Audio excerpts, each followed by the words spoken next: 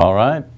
Well, welcome back, everybody, to our second session of Exodus. For those of us who are here on site, we have a weird little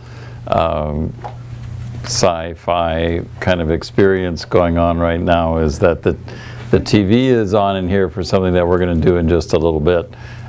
So I am looking at myself, which is really a bizarre thing. Yeah, I don't like looking at myself and think, why am I doing that? That's a weird thing to do. Yeah, and it's just a second or two slower. So it's kind of like sometimes when I'm at a health club and they got several TVs going on, and one TV is like a couple seconds ahead of the other, and I can watch a touchdown. It's gonna be a touchdown! Yay! How did I know that they were gonna do that? No. All right, well, let's say a prayer. We'll listen to a little bit of Exodus and then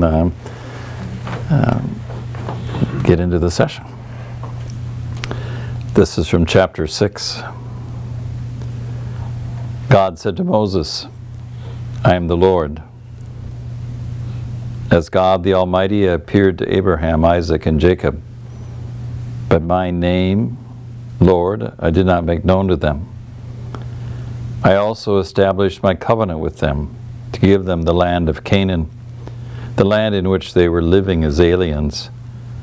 And now that I have heard the groaning of the Israelites, whom the Egyptians are treating as slaves, I am mindful of my covenant. Therefore, say to the Israelites, I am the Lord. I will free you from forced labor of the Egyptians, and will deliver you from slavery. I will rescue you by my outstretched arm with mighty acts of judgment. I will take you as my own people, and you shall have me as your God. You will know that I, the Lord, am your God, when I free you from the labor of the Egyptians, and bring you into the land which I swore to give to Abraham, Isaac, and Jacob. I will give it to you as your own possession. I, the Lord. Heavenly Father, you have made promises to our ancestors to be with us always, to remember us and to lead us to our heavenly home. We thank you for the many gifts you have given. We thank you for this chance tonight to remember what you did long ago, the promises that you fulfilled. Fill our hearts with your love on this Ash Wednesday. Help us to know them again tonight. This we pray in Jesus' name. Amen. Amen. All right, so what I'd like to do tonight to start off with, before you break up into the small groups and discuss, is to give you at least a visual of what is traditionally known as Sinai. So you can, as you're reading through Scripture, have some pictures in your mind of what it looks like. So I was there just shy of 6 years ago, so these are some of the photos from that experience. So if this technically works, you should be able to see St. Catherine's. All right, so this is St. Catherine's Monastery. It is located at the base of Mount Sinai.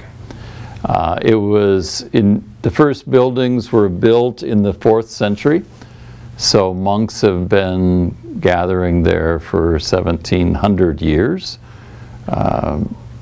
Different buildings were built over different periods of time, but it's been in consistent use for 1700 plus years. Just a little interesting tidbit. You might notice toward the right side looks like little outhouses sticking out of the wall. Looks like birdhouses. Birdhouses, and so you see there's a door down at the bottom. Well, there were not always doors in the lower level, so to keep people out, the only way into the place was through those upper ones.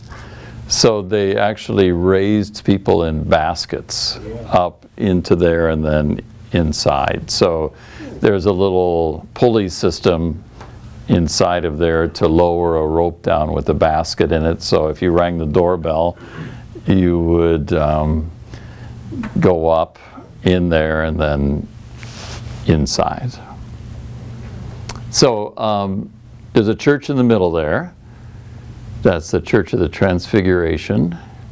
There is that white tower. Next to the church tower is a mosque. So this place has a working mosque and a Catholic church. It's got actually about 6 or 7 chapels in that monastery.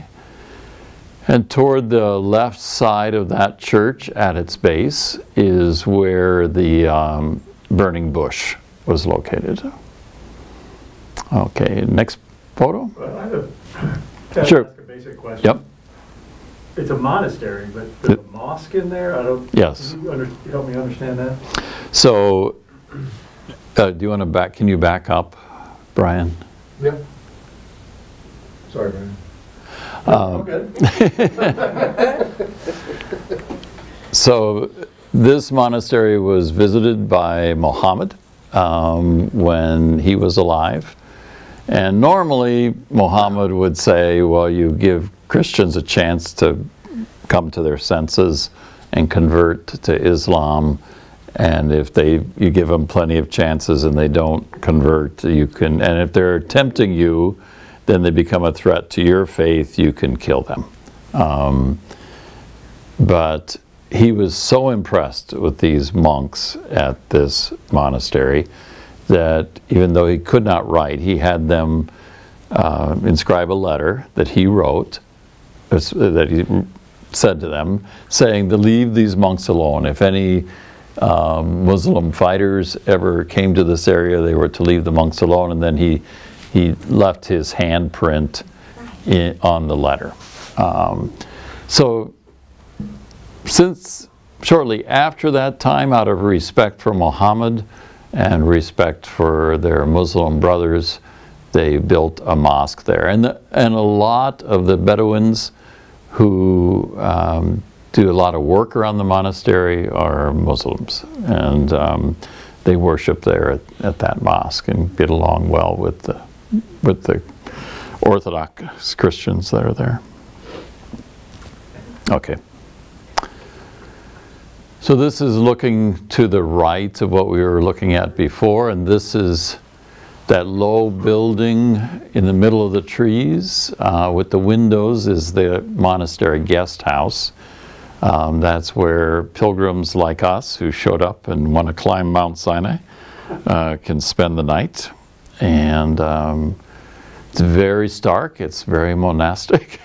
So there's a bed and a chair in the rooms. It's not a very nice hotel, but it gives you a little sense of an oasis in the desert, because this is the Sinai Desert here. So most of the desert, of course, is desert and rocks and sand. But this is what is referred to as a wadi over there, which is when it rains heavily, a wadi will flood and water will pool during a rainstorm, and so that it's enough water pools that you can raise animals, trees grow. There's enough rain in the desert, in the wadis, that you can have life in the desert. So if this truly is the place where Moses saw the burning bush, then this is where he took the sheep that day to pasture them, and they were in this area grazing the sheep where he saw off in this crevice a bush burning. Okay, we can go to the next one. So one of the things you do is you get up in the middle of the night and you climb to the top of Mount Sinai. so of course it was dark when we climbed up there, all the way up the mountain, and then sat on the top of the mountain. It was very cold as well, because the desert gets cold at night. Go back, Brian. So this is from the top of Mount Sinai looking east toward the sun. It was very cloudy that day, so it was kind of a disappointment to climb all that way and then not really even see much of a sunrise.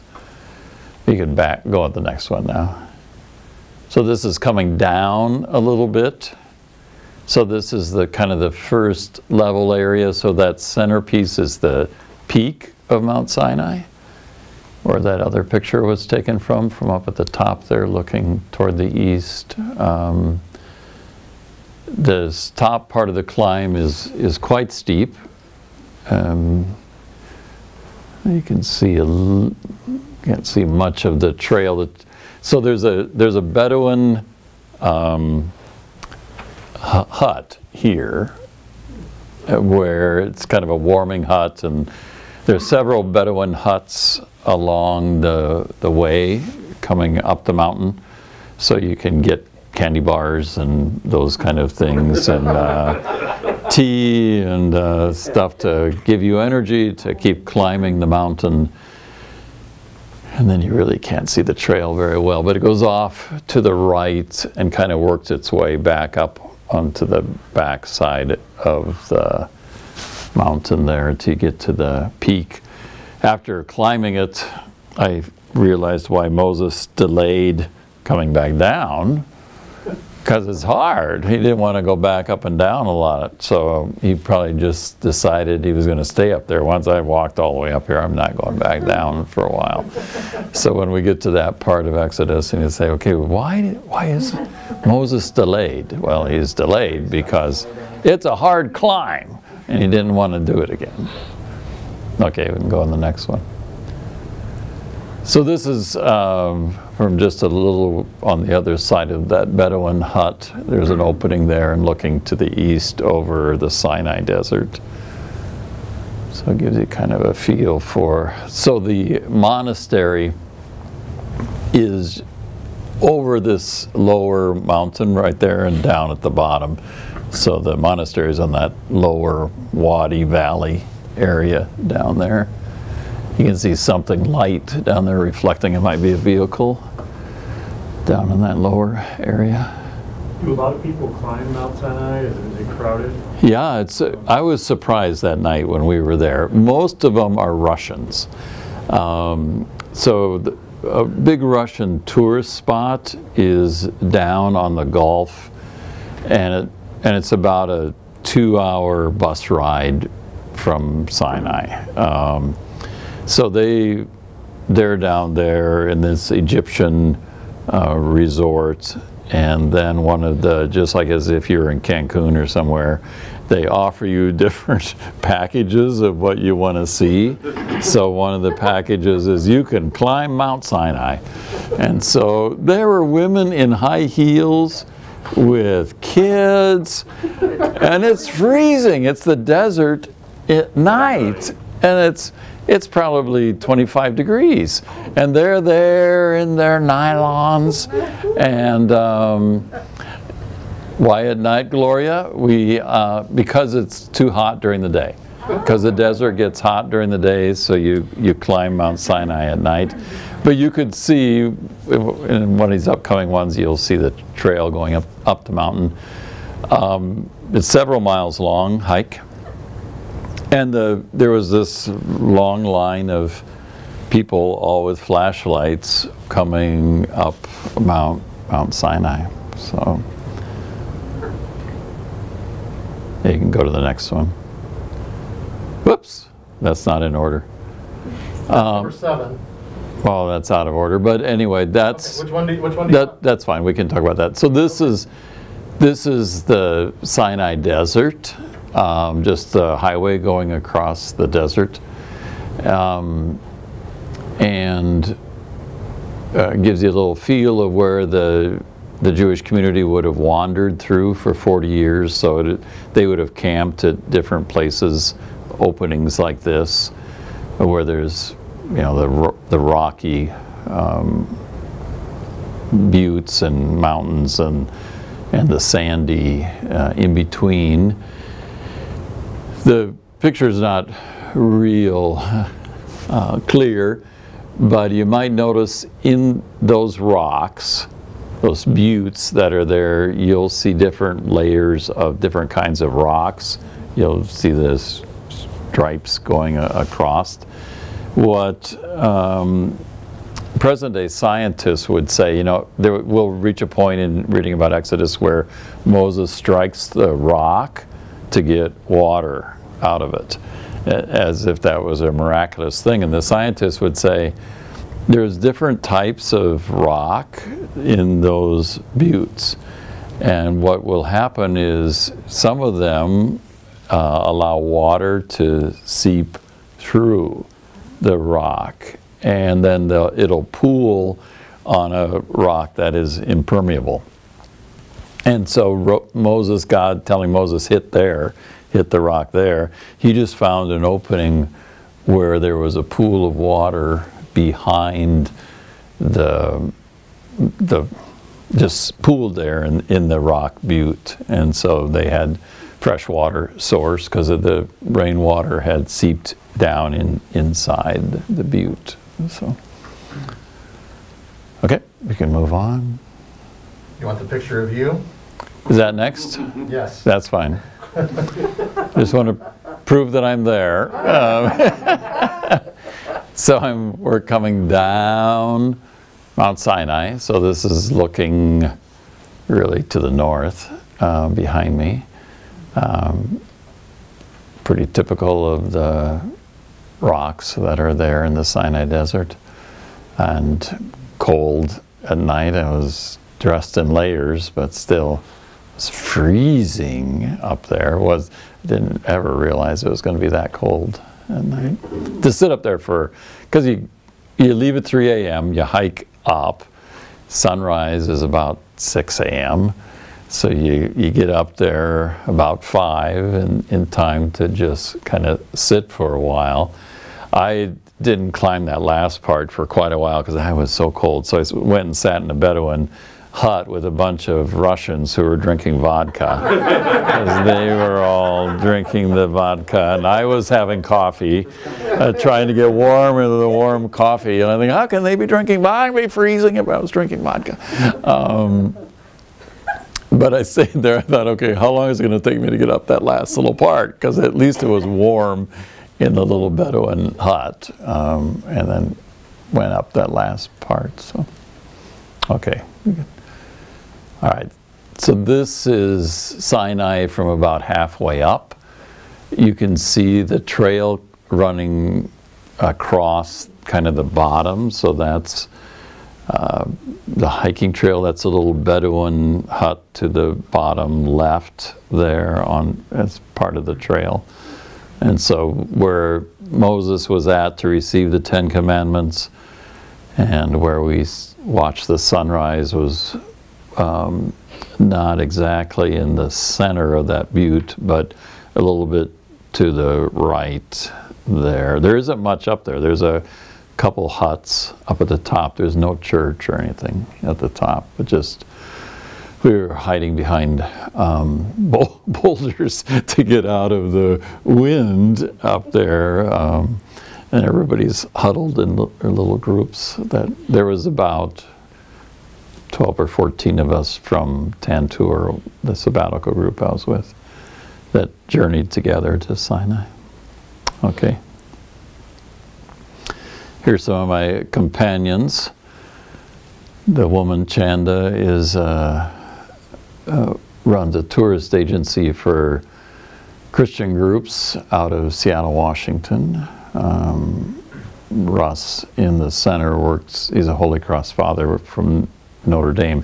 Notre Dame University in Indiana runs the program I was in, Tantur. And then the priest on the camel is from Australia. So he walked up but decided to take the camel down. I took the camel up, not initially. At the bottom, they were these Bedouin boys. Mister, you want a camel ride? And I thought, no, I'm going to walk up Sinai.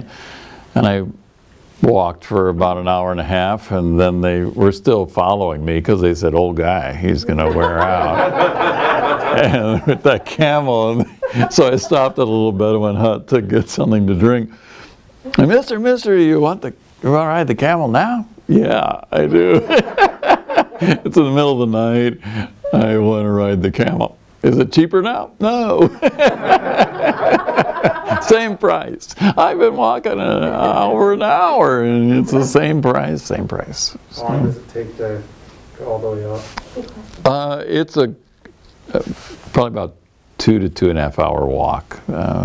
Those Bedouin guys really walk fast, though, and you have to go up with Bedouin. You cannot. They won't let you go up there without them. And I just think, slow down, why are you walking so fast? But they do it every day. They're taking groups up there, and tough little guys going up. All right. So this is about a mile away from the monastery at the bottom. It is the speculation as to where the Jewish community, the Hebrews, were waiting for Moses to come down and were camped in this area. And this is where they started worshiping the golden calf and all of that. So it's kind of the valley there. Okay. Do you see something on the rock? An animal. Yep. So they don't know if this was there at the time or if wind and water and people carved it later, but there's the golden calf. Right in the middle of the picture there you see his feet and head with an eyeball and back legs and tail. And so the locals say that's the golden calf. It was there 3,000 years ago. It's got big feet for a calf. Yeah. There's another shot of it. Yeah, great big feet. This is just another shot of the Sinai. So this is where the Jewish community would have spent 40 years wandering around in desert terrain like this. So the Christians, or at least these brothers, think this is the place. What about the Hebrews? Do they think this is the place, or do they think it's a different? Because I've heard there's like 2 or 3 different places it could. Right. There's one site further to the north, and if the bush was truly in Midian, it would be in Saudi Arabia, because that's where Midian is there. This is the only place that has tourists come to it. The other 2 sites, well, there's no site in Midian. They don't have any site over there, but there is a site on the north end of the Sinai, near Israel. The Israeli Historical Society claims none of them. They don't name a spot as saying this is where Sinai is. Christians have been in this spot, again, for 1,700 years, so didn't say, well, it's as good as any. So this is where the monks claim the bush is. That's the burning bush there. We got little light beams coming down in the photo, kind of making it look a little spiritual. Yeah, it's a big bush there, but that's at the kind of far end of that chapel, and where they think the bush would have been that he talked to Moses. There's one of the Orthodox monks. He's actually from the United States. He's from New York. He's a writer,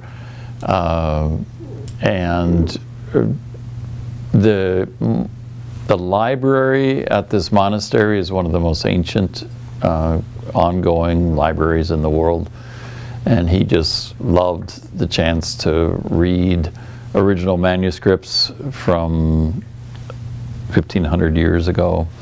And so he gave up his career as a writer and became a Orthodox monk. So he lives there with they're Greek Orthodox monks. Certainly must have an ability to speak many languages for him to even just be at that community. But he kind of enjoyed talking to some Americans. There's some people in our group who had lived in New York, but I don't think there were any New Yorkers in the group. How does one become a monk there? Do you just say, oh, I'm going to go there and be one? Or? He did say it was a challenge because he is not Greek. So normally they're very, very picky. If you travel in Greece and go to some of those Greek Orthodox monasteries and try to get in, they don't even like visitors coming in. They tend to keep people away. There's several places in the Holy Land that are Orthodox monasteries that are St. George's, which is in the desert on the Jericho Road, you know, where the guy was beat up in this story Jesus tells on the road from Jerusalem to Jericho. There's a monastery dug into the side of the mountain there on that road. And they're pretty welcoming to people. There's one south of Bethlehem that's built into a mountainside as well. And they're pretty good. Most of the Orthodox monasteries have been destroyed by Islamic forces, because most of them were in Turkey and Syria, and they're just gone. There's been some speculation that 100 years from now there will not be any of these monasteries left that have been here since the 3rd, 4th century. So, but he kind of had to go and stay with the monks I don't remember which of the monasteries in Greece, where he stayed for a few years before he got permission to come here to St. Catherine's. That's the last one? Last one, all right. So it gives you at least some visuals as to what you're thinking about for the Sinai anyway, since they were in the Sinai. Whether this is Mount Sinai is a good question. So then, we'll take about 20 minutes or so and have small group discussion. Those of you on Zoom, Doug is going to send you off into groups. And those of you in this room, you can probably just be one big group, probably, unless you want to split into 2 groups. But I hope you enjoy wrestling with questions, and if you do really great, I don't have to say anything when we're done. So.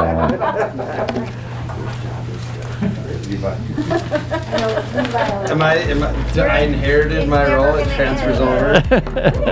You are, you're a good leader. My voice is a little hoarse. I touch Let's all see day how I can do it. Okay, chapter 1. How does the story pick up where Genesis left off? What does Pharaoh's fear lead him to do?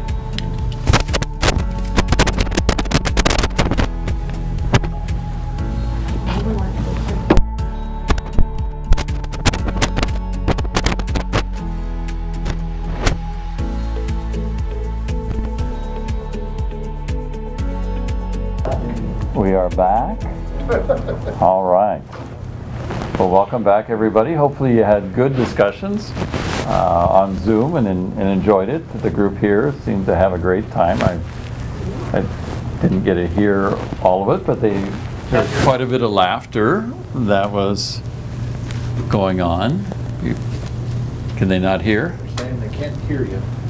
All right. Doug. Is your mic There we go. Oh. No, it's just a long cord. Nope, you're good now.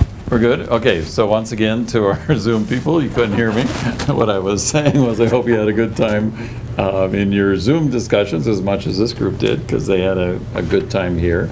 There was a lot of laughter as they tried to solve some of the challenging problems, and some of them may get careers in doing scripture research, because it doesn't pay well, but you got a job forever, because there's always controversies and you can argue with other scholars. For the group that's here, in case they want to snoop afterwards, this is some of the artwork from the monastery, and this one on the cover of this holder for the book is a famous icon. There's an image of it all around the Archdiocese of Omaha, because Brother William painted a very similar icon based off of this icon. It was painted 100 years after the monastery was established, so it's from the 5th century. And what you might find unique about it is it's actually two faces merged into one. So it's an attempt to talk about the two. So he's human and God. So that's the two dimensions of Jesus. So if you cover up half the face, it looks like one face, another face. So you can play around with it afterwards. Anybody who wants to look at the art, it's Your microphone, Father. oh, now it is me. Sorry, everybody out there. Sorry about that. The mic got knocked off. Technical difficulties. We'll go down here. As you read Exodus, and especially as you look at the life of Moses, why I show that picture of Jesus is, it is clearly St. Matthew's intent in his gospel to say that Jesus is the new Moses. And so there are a lot of things that happen in Moses' life that Matthew has parallels in Jesus' life. So you might notice that as you're going through and you think, gee, this seems a lot like what happened to Jesus, and especially in Matthew's gospel, because Jesus is the new Moses. He leads us to freedom. His death on the cross sets us free. He, as a child, had people trying to kill him. He was rescued by going to Egypt, and then comes out of Egypt once those who tried to kill him died. And so you hear echoes of what you were just talking about in Moses' life. So, all right. But it's also good to remember that the intent here is not to be history as we understand history. That's not how the redactor put those four authors' stories together. It's meant to teach. It's a people of faith telling the story. So it comes out of a people of faith. We don't ever claim it to be history as we do history today. All right. Well, then let's start with chapter 1 and talk about a few of the little things the scholars are saying you should be aware of as you get into chapter 1 of Exodus.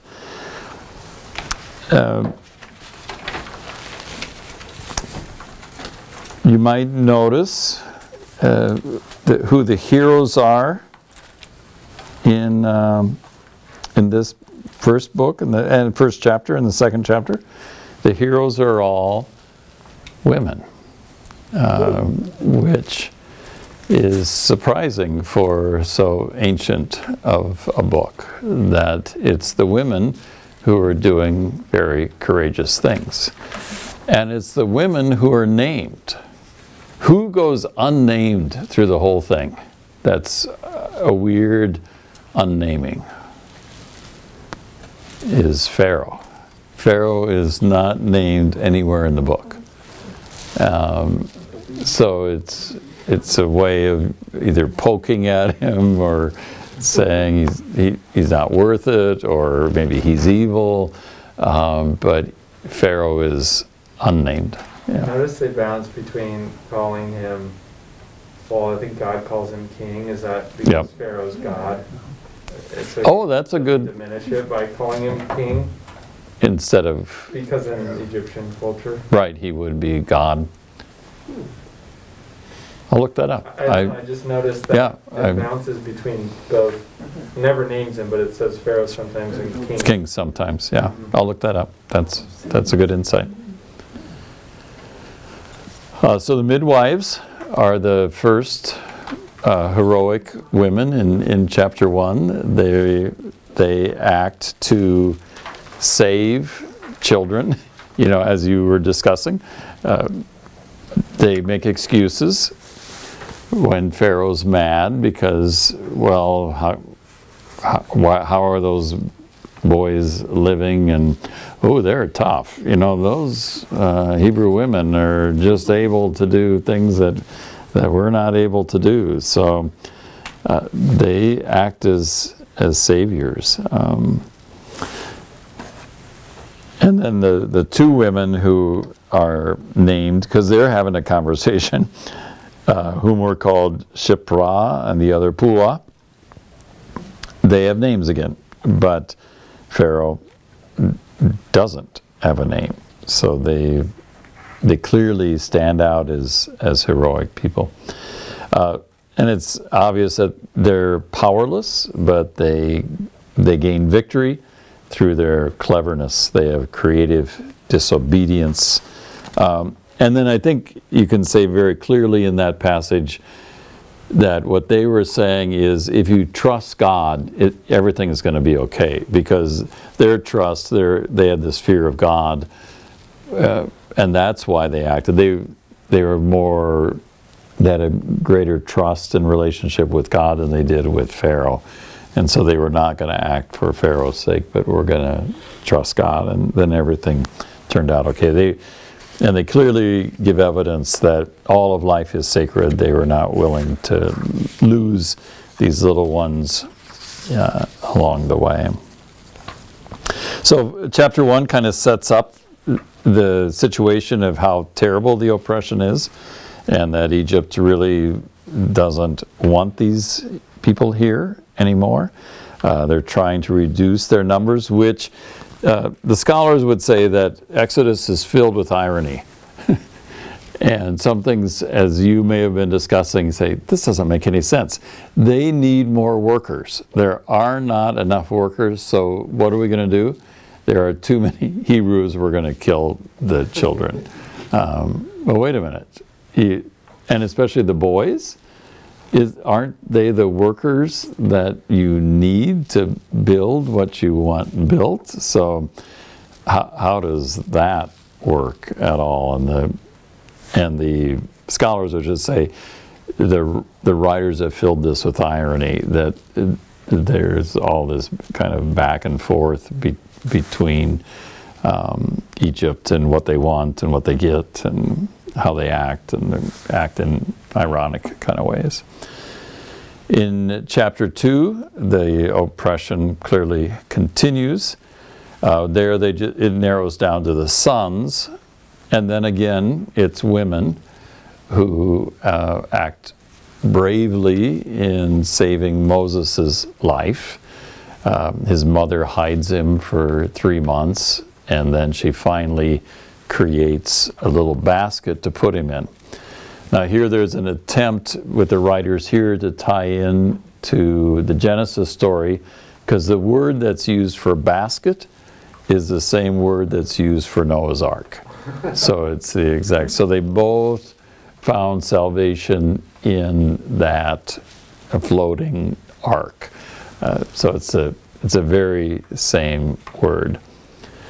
And who disappears from the story is Moses' dad.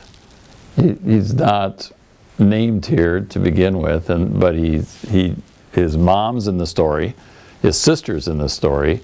Here they're unnamed, but they'll be named later. His father will be named later. But here the dad is unnamed, but the mom continues to raise Moses at least until he's weaned. How long that is, it's not clear in the story. But the sister really works hard to see what happens to him as he floats down the river, and no creatures get him as he's floating down the river, because she's very good. She, as they describe, she put different kinds of things on the little baskets, so maybe the crocodiles wouldn't eat it, because he couldn't smell him in there, but gets him down to be rescued. And then Pharaoh's daughter, again, one of the ironies is who orders that all the boys get thrown into the water? Her dad, Pharaoh. And who rescues Moses? The daughter. Which says what? That Pharaoh's law really doesn't apply, and nobody's going to follow it at all. It's a ridiculous law. Even his daughter disobeys the law and rescues it, and keeps the little boy as a cute little thing, because she felt like a little pet or something. She felt good about it. And so this rescue of Moses is kind of a model then for God's rescue of Israel. Then Moses, of course, grows up, and this is where all the movies have had a good time with what happens here. That how does he come to suddenly see himself as a Hebrew? So where does that vision comes in? Because clearly he grows up in Pharaoh's court. So if he's growing up in Pharaoh's court, how does he know he's Hebrew? Where does that come from? Was he circumcised? So that question is not clear. The mother had him for 3 months before he got put in the basket.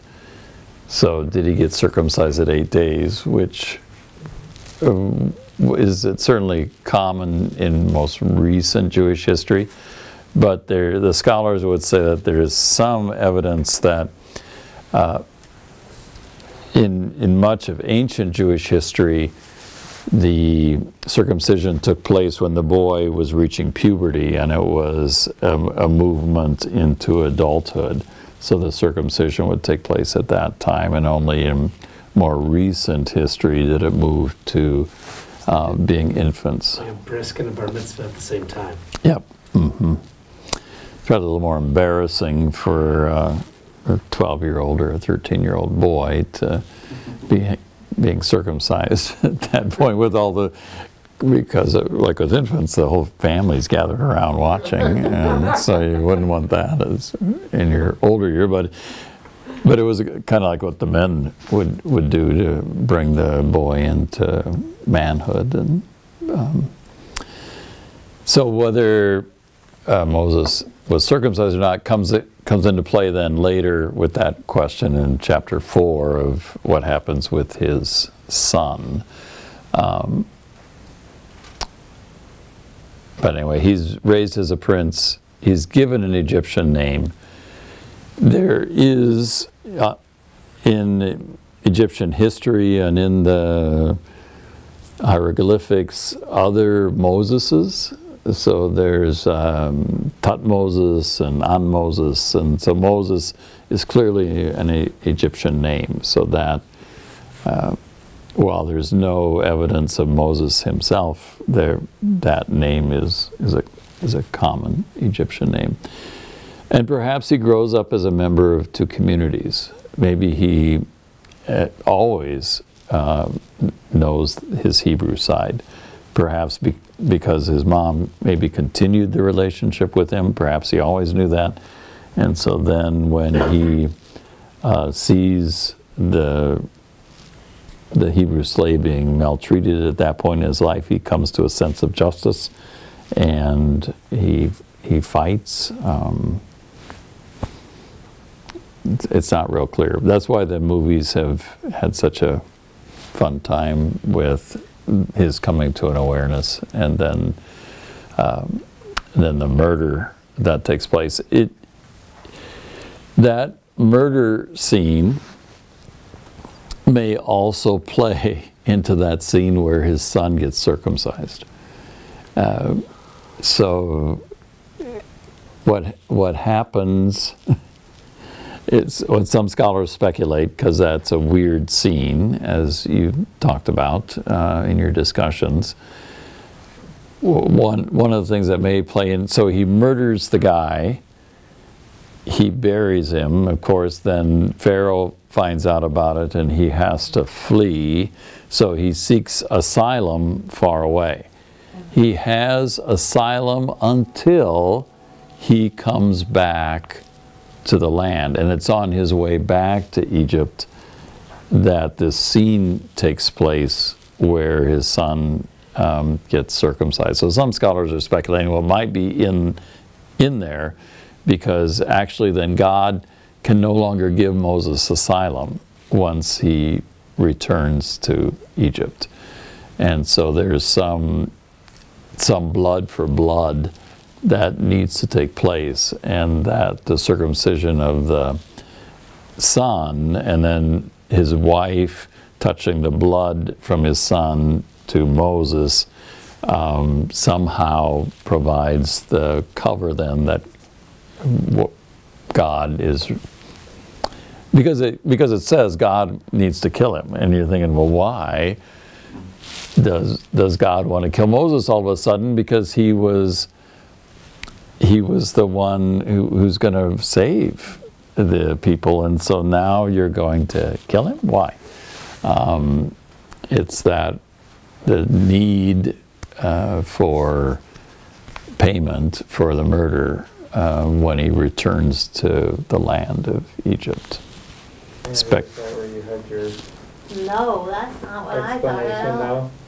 Oh, the scholars are all over the map about it. There's several others as well. You want me to? Yeah. Well, so I couldn't get past that Mhm. I was going to kill him. So I started looking in every place, and this one couldn't even tell you, but it was a Christian Sure. pro, and said that so she circumcised the son, and used the foreskin to put on Moses. It says feet in my Bible, but it wasn't his feet.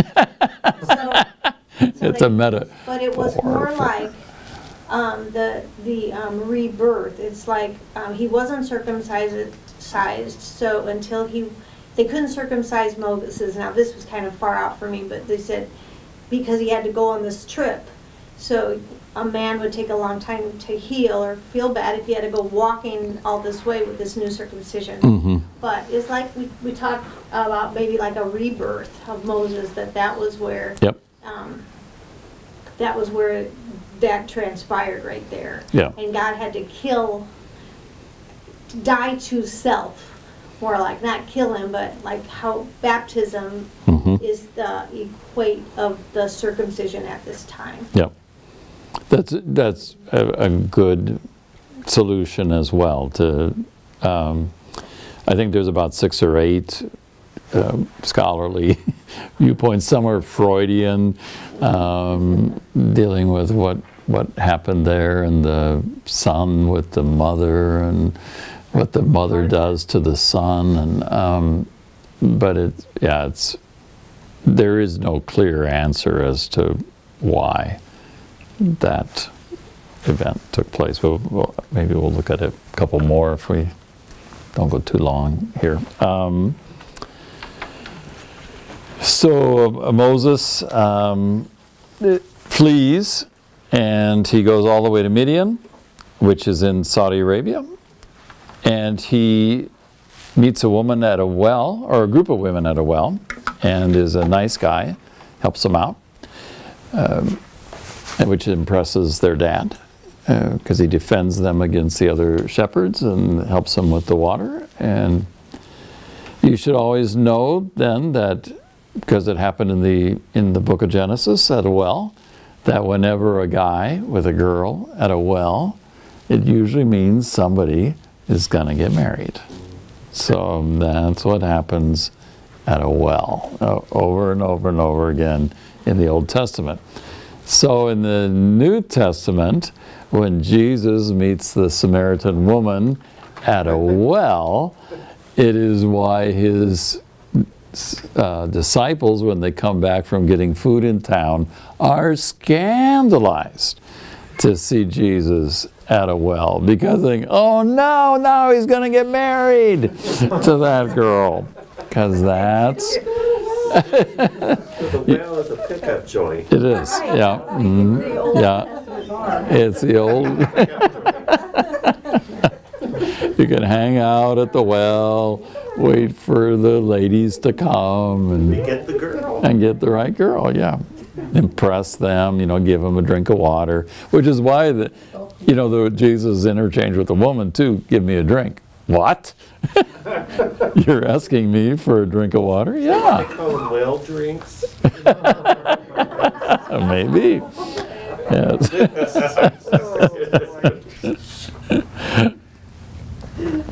All right. So they get married. It happens, and they have a baby right away. And they give him an appropriate name, for he's a stranger in a foreign land. They give him this name, Gershom. And then we get the encounter with the bush, which has a couple kind of weird little scenes as well in the bush, because first of all, it seems to say that there was an angel there, right? So there's an angel at the bush, but then it's God who speaks. So scholarship kind of tries to figure out what was the angel doing there. This angel is a messenger of God, Malach, with the prophetic name Malachi, which means messenger of God. So some would say, well, because God cannot appear, the angel had to be there just to get Moses' attention. So Moses was just kind of walking by, and the bush was on fire. So the angel got Moses' attention, but then when he comes over in that encounter, the encounter is actually with God. So it's God's voice that he hears, that's in the encounter. He's asked to do something before he could get close to the bush. He has to take his sandals off. So on holy ground, you take off your shoes. It becomes, well, back up a little bit. From the very beginning, what family is Moses from? In the very first chapter, he's from the family of Levi. And the Levites become the priestly family. So it becomes customary then for the priests entering the temple precinct, or anytime they're on holy ground, to take off their shoes. So it becomes kind of what God asked Moses to do there, becomes a custom. If you go into a mosque to this day, which comes from this, you will take off your shoes. There's all these shelves when you go into a mosque, and you put your shoes in the shelves, and you enter the mosque without shoes on and do your prayers there. So this begins this encounter that you talked about in your small groups between Moses and God.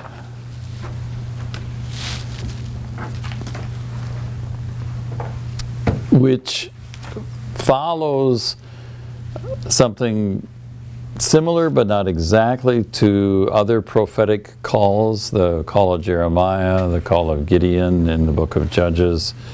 So in each of those calls, there's a divine appearance, there's an introductory word, there's a divine commission, the person who calls objects, God offers, or the angel offers reassurance, and then there's a sign. So clearly Moses is very surprised by this encounter and the request. So we'll just walk through this very quickly, this handout. So those of you on Zoom, you got this in the email earlier today.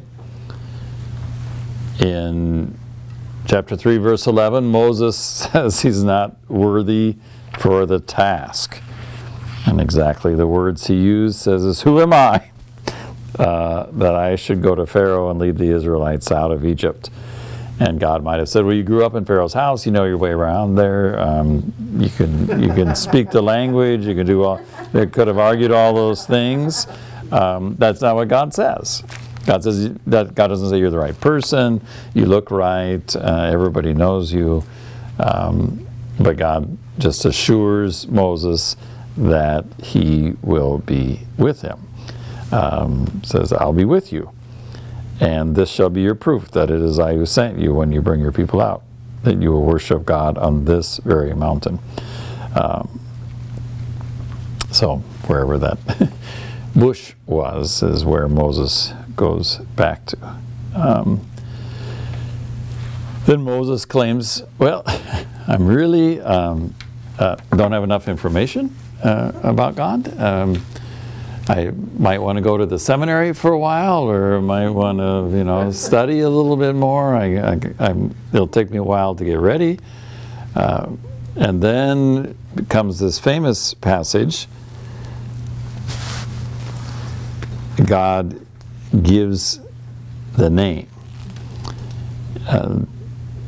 And there's been books and books and books written on that name of God. So what it takes is the Hebrew verb to be, and it says either I am who I am, or I am what I am, or it could be in the future tense because it's the same in Hebrew. So I will be what I will be.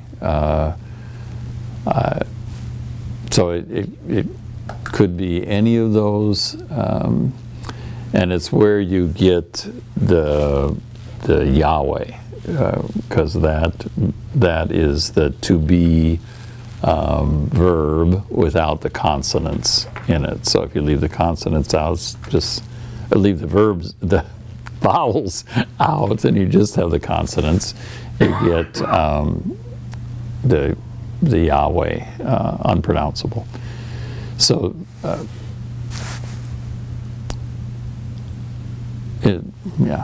So what is God saying there?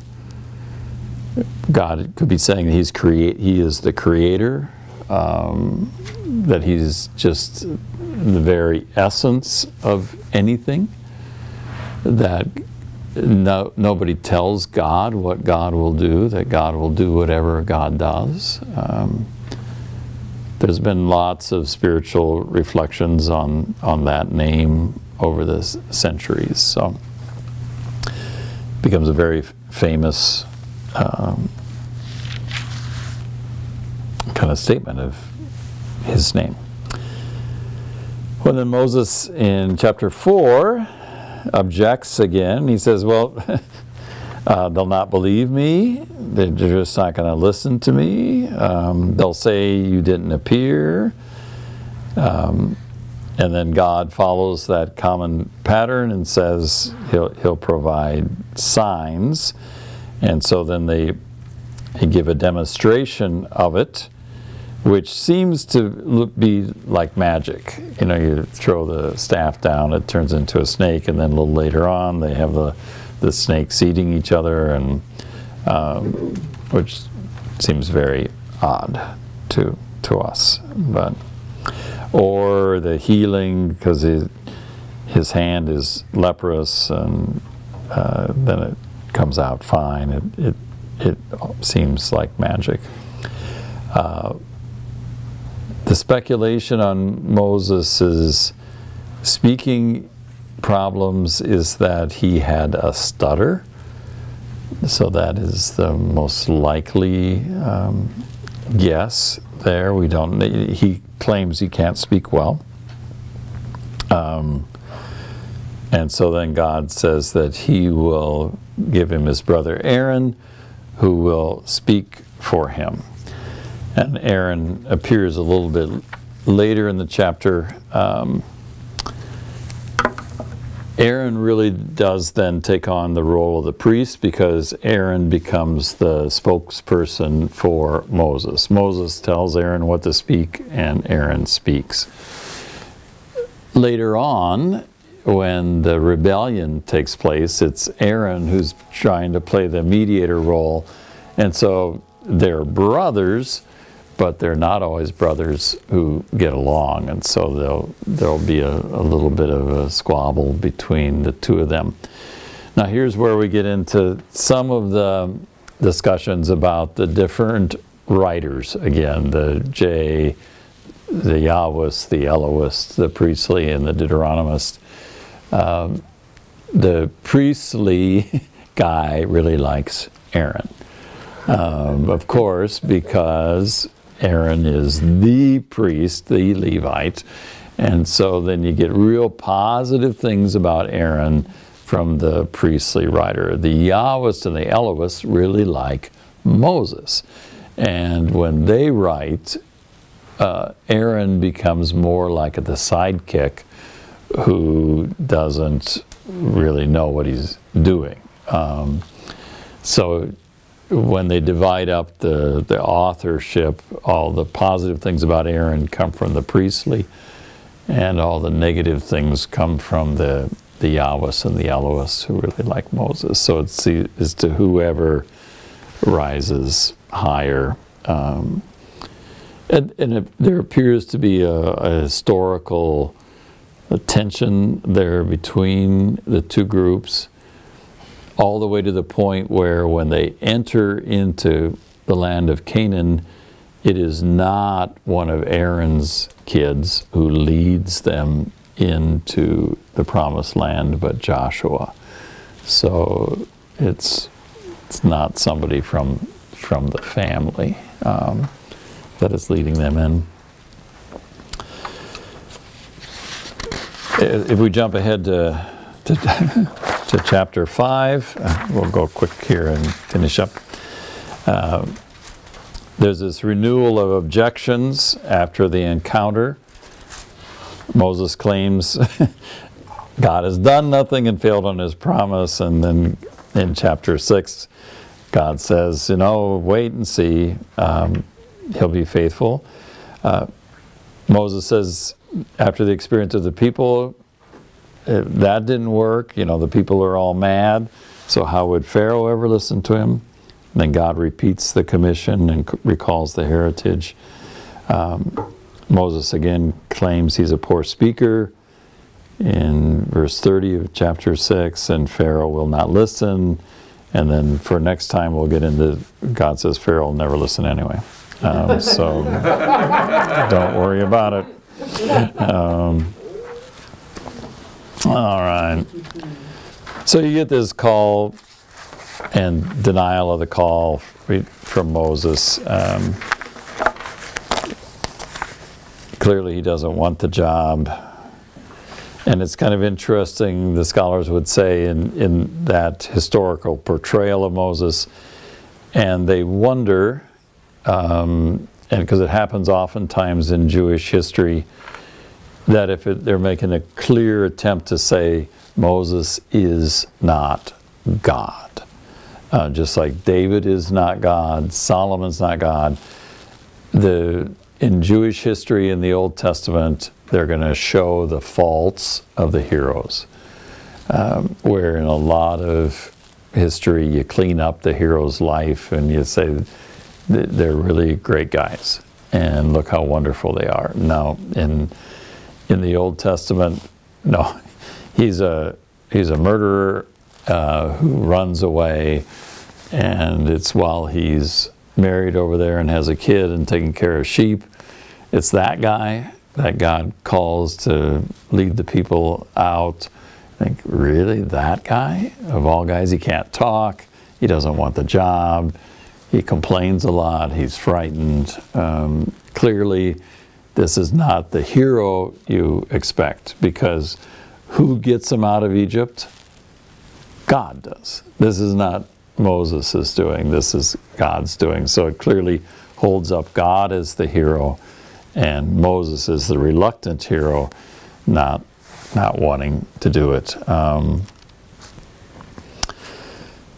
In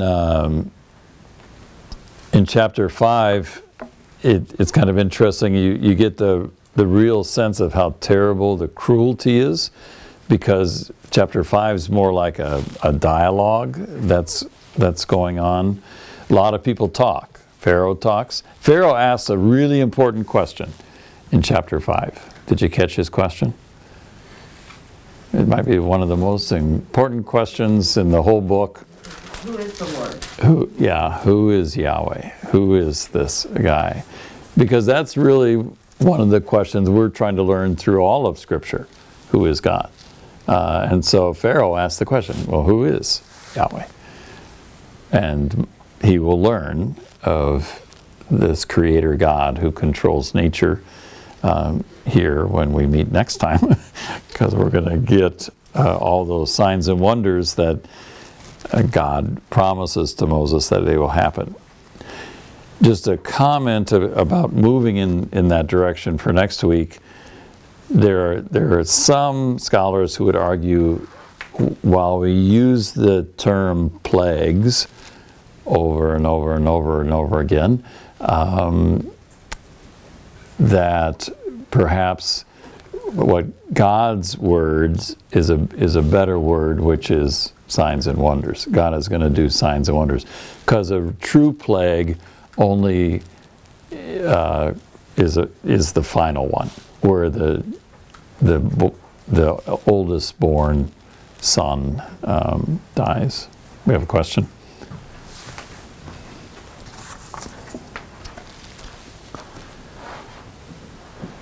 So the question is, since Moses was raised as an Egyptian, would he have any knowledge of God? That's a very good question.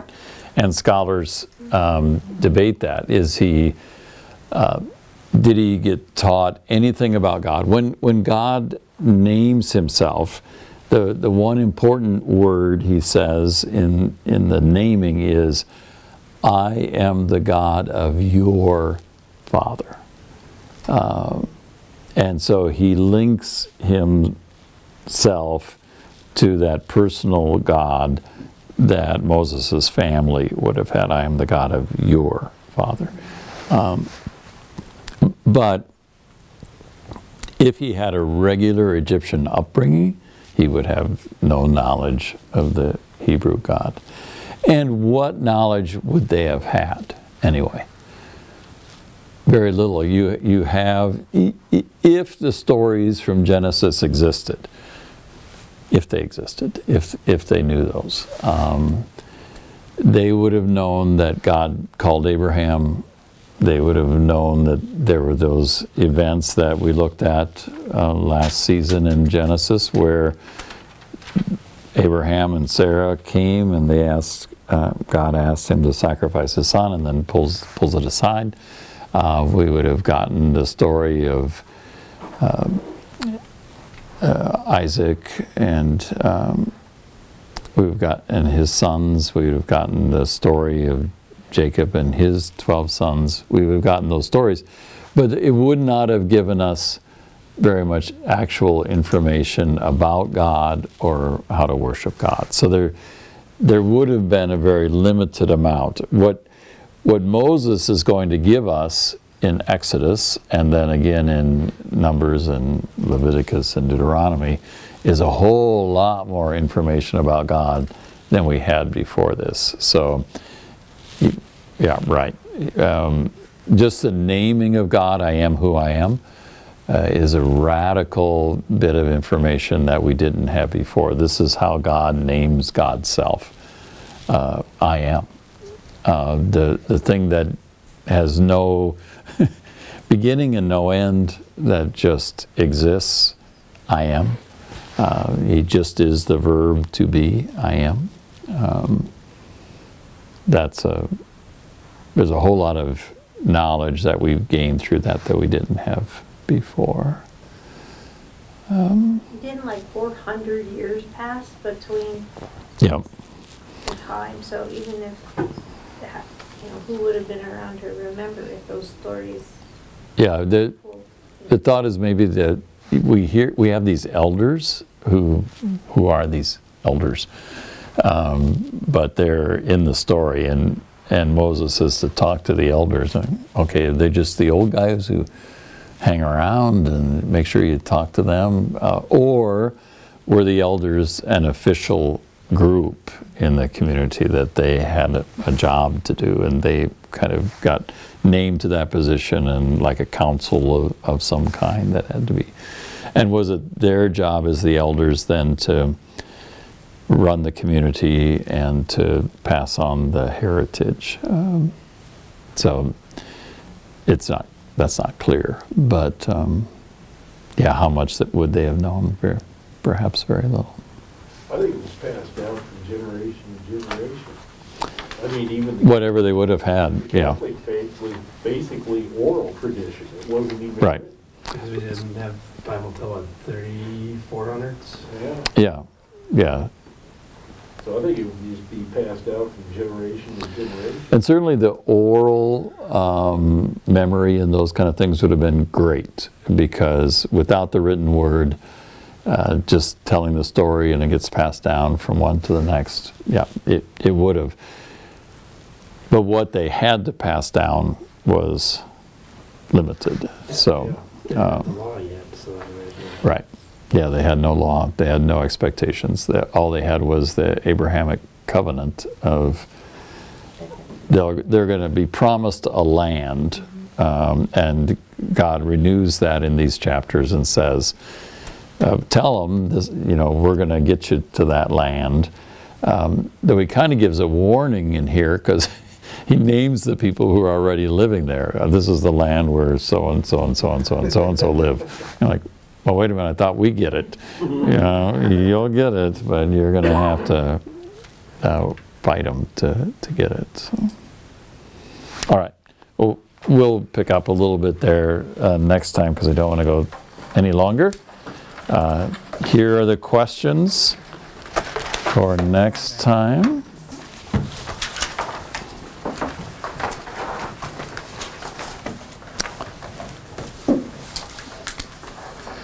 So next time, all we're looking at, shouldn't be all that challenging to do, is the signs and wonders.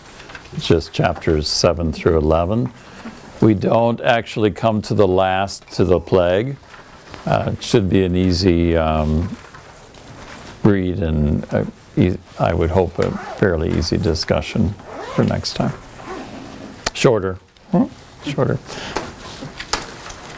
No photos next time. You just have to remember. I like them.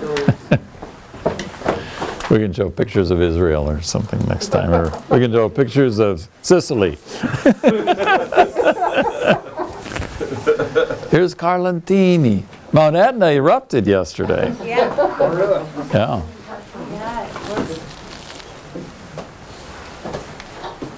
It was a big eruption.